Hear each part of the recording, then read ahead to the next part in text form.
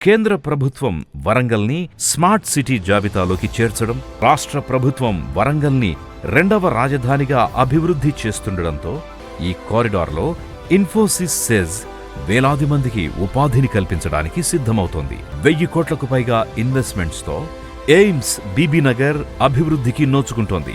ఆలేరు, జనగామ, గనుపూరు, హనుమకొండ, వరంగల్ నేను కలగనేటువంటి అద్భుతమైనటువంటి కారిడార్ అయితే ఈ హైవే ప్రాంతంలో కొత్తగా ప్రారంభమైన 1465 యూనిట్స్ వలన 2,15,846 మందికి ఉపాధి లభించింది.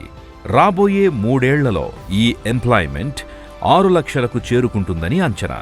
ఇంత అభివృద్ధి బాటలో నడుస్తోన్న NH-163కి దగ్గరగా ఆలేరు బస్టాండ్కి, రైల్వే స్టేషన్కి 2 నిమిషాల దూరంలో అత్యంత ప్రతిష్టాత్మకంగా నిర్మించబడుతోన్న వెంచర్ హ్యావెన్ గ్రూప్ వారి ద నేటివ్.